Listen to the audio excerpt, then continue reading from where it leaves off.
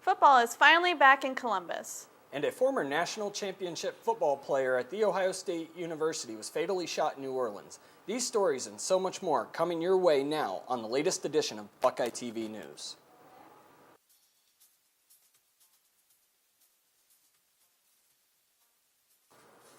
Hello and welcome to Buckeye TV News. I'm Josh Stape.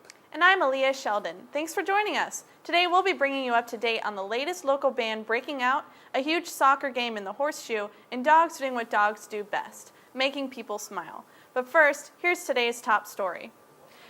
Has someone you've known ever been touched by cancer? Our very own Maddie Spielman has the latest way you can make a difference right here in our own backyard. Looking to run for a cause? Be sure to sign up for the first annual Step Up for Stephanie's Champions event, Saturday, April 23rd. The event will feature a 4-mile run and 1-mile walk with a post-race celebration. And it's a really great opportunity for family, friends, survivors, students, faculty, even staff at the Breast Center to come together and spend some time walking and running to help fight breast cancer. So 100% of every dollar donated goes directly to support breast cancer research in the Spielman Fund. We're really blessed to have the Spielman Fund at the James. It allows us to do a lot of research therapies on breast cancer. Specifically, we focus a lot on triple-negative breast cancer. That's one of the most deadly forms of breast cancer. There's not a lot of treatment options right now if people are diagnosed with that. So we dedicate a lot of our resources to helping find new treatment options and therapies for patients who are specifically diagnosed with that type of cancer. To register or learn more, visit www.spielmanfund.com. Reporting for Buckeye TV, I'm Maddie Spielman. Former Ohio State defensive star and 2002 national champion Will Smith was shot and killed in New Orleans early on Sunday morning. The shooting occurred following a road rage incident in which Will Smith's car collided with another vehicle. The driver of the car and Smith exchanged words, at which time the driver pulled out a handgun and shot Smith multiple times and shot his wife twice in the right leg. The 30-year-old driver is in custody with police, while Smith's wife, Raquel, is in critical condition. Smith was part of the New Orleans Saints team that won the Super Bowl in 2006. The culture of Ohio State is one of the most recognizable entities in the state of Ohio and beyond. However, what happens when OSU overlooks the very cultures that make up its own, particularly Latinos? Our very own Daniel Rodriguez has more. Diversity. It's certainly a hot topic in today's society, especially when it comes to college campuses. Unfortunately for Ohio State, the university falls within the bottom 30% of U.S. News and World Report's diversity ranking. This is a concerning statistic for Latino students here, who comprise 3.7% of the student population at OSU, essentially making them a minority within the minority. I sat down with Maria Sanchez from the Office of Diversity and Inclusion to further discuss the current situation for Latino students. I've seen the change, both happening within the overall culture, but then also within the university system. And she's right. OSU has continued to come out of focus with particular marginalized groups, leaving minorities wondering where they fit in.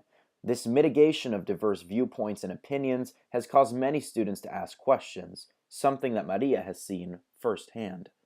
What do my students feel like? Is this what they feel like every day when they are surrounded by people that don't look like them, that don't understand their culture? And so I think that is really something that is worth being explored, especially on a campus that is as large and claims to be as inclusive as Ohio State. It was this very mentality that led Maria to establish LLDI, or the Latino Leadership Development Institute, back in 2012.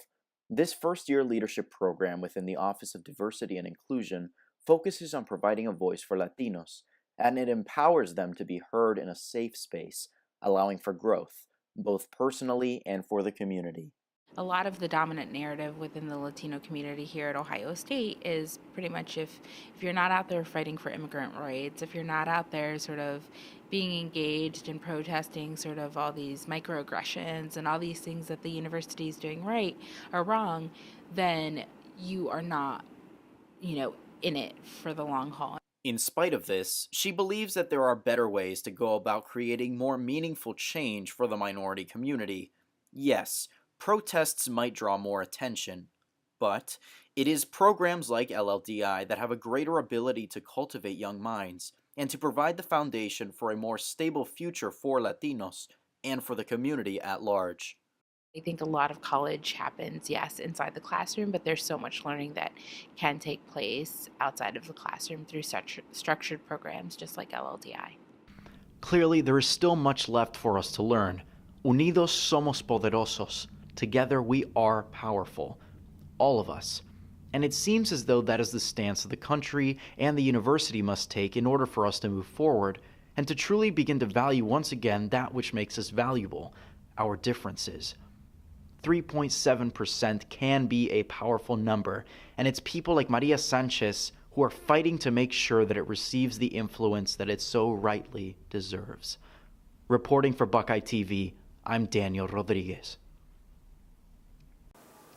Coming up, a local band is bursting onto the scene and the latest on the most well-known sport to Harry Potter fans. Stay tuned. Interested in supporting a local band? This weekend, I went behind the scenes and met with a new local band as they shot their first ever music video. Just recently, I had the exclusive opportunity to meet with one of Columbus's up-and-coming bands, Fables, as they recorded their music at Homestead Beer Company. I was able to meet with band members Ashley, John, Chris, Brian, and the two founding members, Jake and Ben. The soulful Americana folk-style band originated with just two roommates, two guitars, and a passion for telling a story.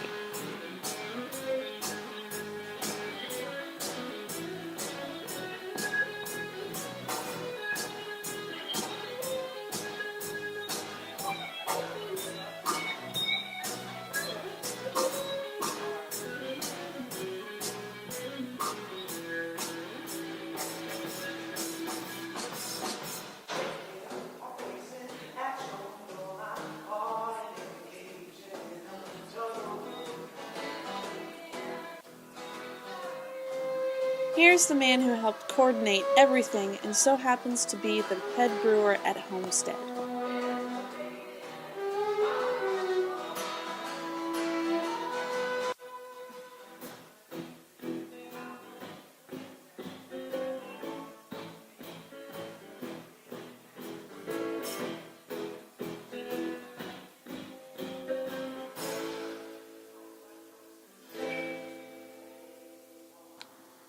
Be sure to check out this unique band on Facebook or Instagram by searching Fables Music.